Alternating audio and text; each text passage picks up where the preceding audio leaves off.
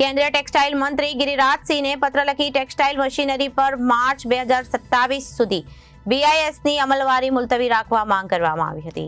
Surat Federation of Gujarat Weavers Welfare Association દ્વારા કેન્દ્રીય textile મંત્રી ગિરિરાજસિંહને પત્ર લખી મુલતવી રાખવા માંગ કરવામાં આવી હતી. સુરતમાં Federation of Gujarat Weavers Welfare Association દ્વારા કેન્દ્રીય ટેક્સટાઇલ મંત્રી ગિરિરાજસિંહને પત્ર લખી મુલતવી રાખવા માંગ કરવામાં આવી હતી.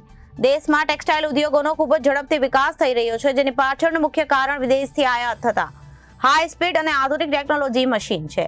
વિદેશથી આયાત થતા પ્રકારના આધુનિક ટેકનોલોજીના મશીન હજી સુધી દેશમાં બનાવવામાં આવી રહ્યા નથી. ત્યારે કેન્દ્ર સરકાર દ્વારા આગામી 28મી ઓગસ્ટથી ટેક્સટાઇલ મશીનરી પર ફરજિયાત બીઆઈએસ લાગુ કરવાની જાહેરાત કરવામાં આવી છે.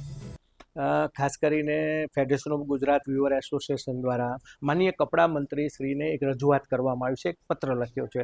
કારણ કે જે રીતે સરકારે બીએસ લાગુ કરવાની ડેડલાઇન 2025ની આપી છે, તો આ 2025 રનિંગ ચાલી રહ્યું છે અને આપણી પાસે એવું કોઈ જાતનું ઇન્સ્ટ્રક્શન મળ્યું નથી કે ઘરેલું ઉત્પાદકો આ રીતની મશીનરી બનાવી શકે.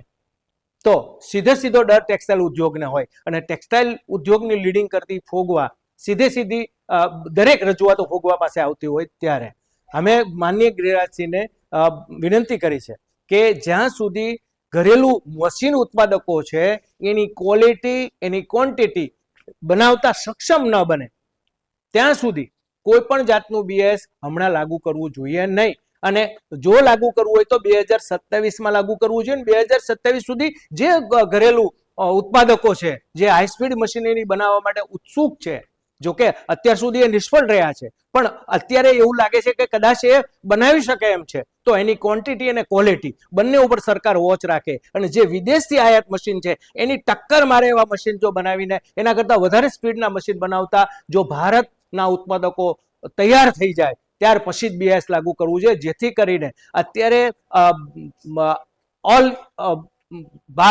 વિશ્વની અંદર વધારે પ્રોડક્શન કરતું ચાઇના પછી સીધો કોઈનો નંબર આવતો હોય તો એક ભારત છે ને ભારતમાં સુરત અને ગુજરાત છે. ત્યારે મારી સરકારને વિનંતી છે કે જ્યારે ખેતી પછી મોટી રોજગારી આપતો ઉદ્યોગ ટેક્સટાઇલ હોય તો ટેક્સટાઇલને વધારે બળ આપવું જરૂરી છે. પણ જો તાત્કાલિક બીએસ લાગુ કરવામાં આવે તો એક તો રોજગારી ઘટશે, ઉદ્યોગકારોને નુકસાન જશે, સરકારને પણ નુકસાન જશે.